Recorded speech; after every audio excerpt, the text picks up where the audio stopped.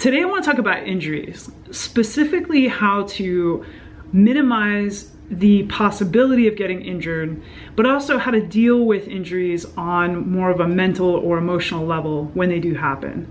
So the bottom line is, first and foremost, if you're a physical person and you challenge yourself outside of your physical comfort zone on a regular basis, whether that be with lifting weights, participating in any kind of metabolic conditioning, or if you run, you are pushing your body beyond probably what it can handle.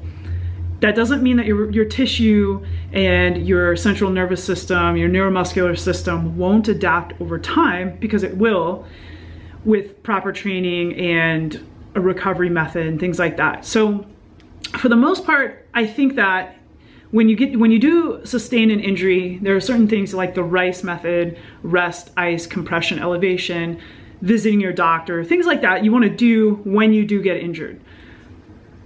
I do recommend having a certain kind of built-in injury prevention kind of, I always kind of call it a warm-up. Essentially a warm-up is to help to prevent injury during a workout. So I'm just going to say a mobility workout, or some kind of a supplement warm-up to your already, aggressive workout, whatever that may be. So if you're not currently working on mobility and flexibility, I highly recommend you get in some dynamic stretching, some foam rolling pre-workout, so you can minimize your risk of getting injured during a run or during a work, whatever kind of workout you're doing.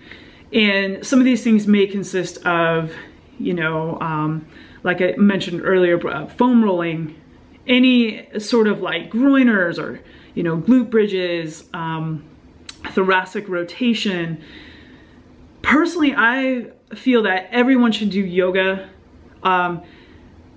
Depending on how often you go, it depends on the person, depends on all kinds of different things. But of course, yoga is so great for just the psychological benefit of it, but also for the increased mobility and flexibility aspect. It's just super important. So 1 to 2 days a week of yoga, I recommend and have personally found has just reduced my chance of getting injured, but also helps me kind of manage the pain, stiffness, and immobility that all of my aggressive workouts can sometimes cause. So include a little bit of yoga 1 to 2 times a week. I think that would be really helpful. And again, I recommend it for everybody. So building in some of these type of things in sort of a warm-up fashion, or even on a rest day, you could do, instead of an actual aggressive weightlifting workout or metabolic conditioning workout, instead you put aside a 30 to 60 minute session for just simply working on mobility and flexibility. So I can give you an example of that in a future video, but that would be something that I recommend you do sort of before, like in preparation, just to keep your body in this sort of bulletproof your body kind of way. So after, say that you do get injured and you're doing something and you tweak something and you're frustrated. Maybe it'll put you out of your usual workout routine, and that can take a toll psychologically. And of course, just the emotional impact that injury has on us it's huge. And I think a lot of times we don't consider that, we just go, oh man, I'm just frustrated, I can't work out.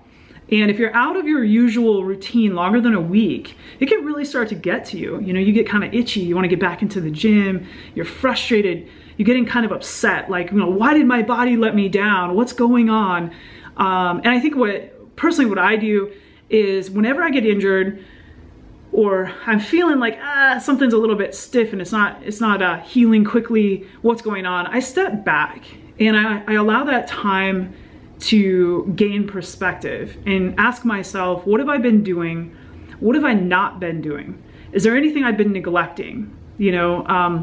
And a lot of times the answer is, I've been neglecting my regular foam rolling. Even just 5 minutes a day on the foam roller, working on the quads and IT bands, can hugely affect and protect, the soft tissue in the ankles, the knees, and upwards onto the hip.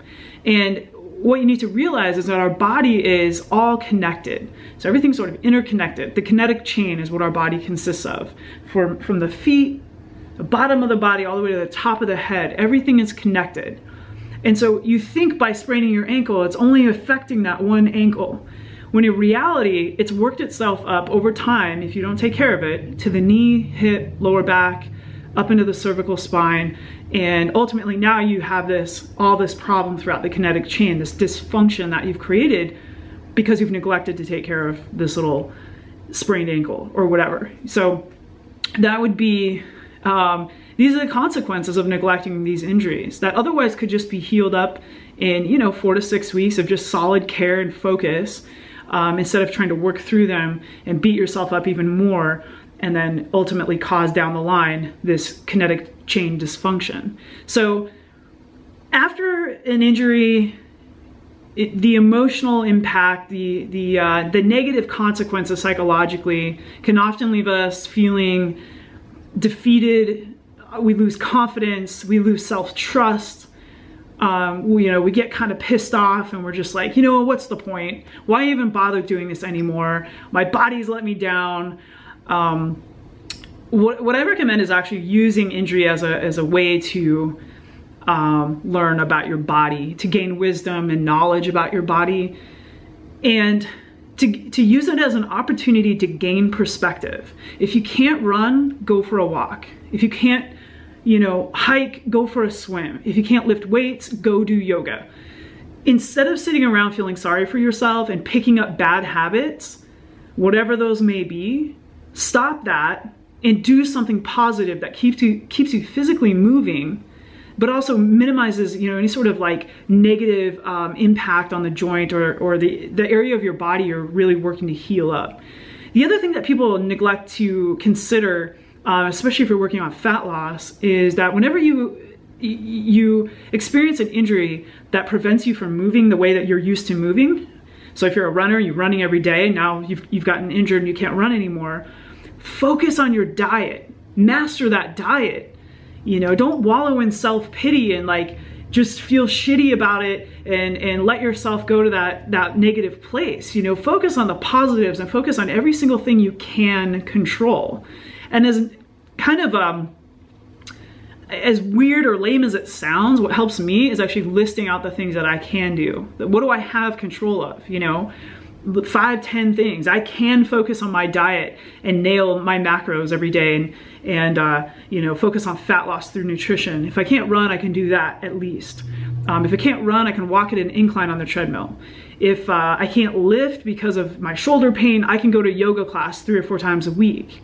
You know, things like that. Instead of focusing on what you cannot do, focus on what you can do. And the best thing I can add to any of that is to have gratitude towards that. Be thankful.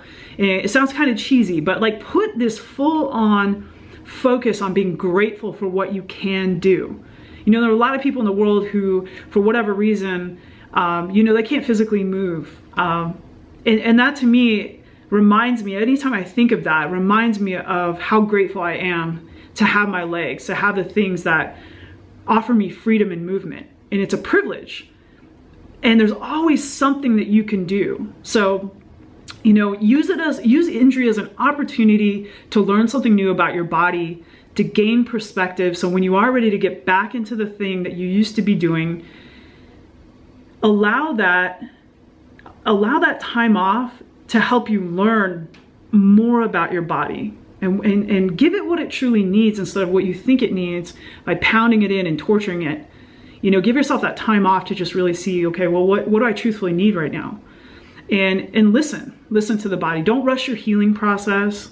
It will really only result in the injury probably taking longer to heal. Whenever we try to rush it, you know, do the right things. If you're going to see a doctor, listen to your doctor.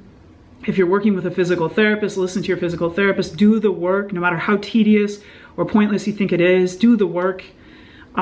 You know, and eat the right foods, eat good, eat well while you're healing, and allow the nutrition component to take care of the fat loss. And allow that, take control of that aspect of this situation that is, you know, it's negative and frustrating, but do something that helps you to feel in control. So you're not throwing the pity party for yourself and feeling terrible and feeling like it's a huge setback. There's a lot you can do when you can't physically move. So we all get injured. If you're a physical person, or sooner or later, like I said in the beginning, there's a chance that you're probably gonna run into some injuries, which don't have to be setbacks unless you let them. So listen to your body, guys. I'm gonna film later on a little video about just how to, what can you do? What's a good mobility routine to get you feeling good and preparing you for a more aggressive workout. So thank you guys for watching. Subscribe if you don't mind hitting that button. Thank you so much for watching, and I'll see you soon.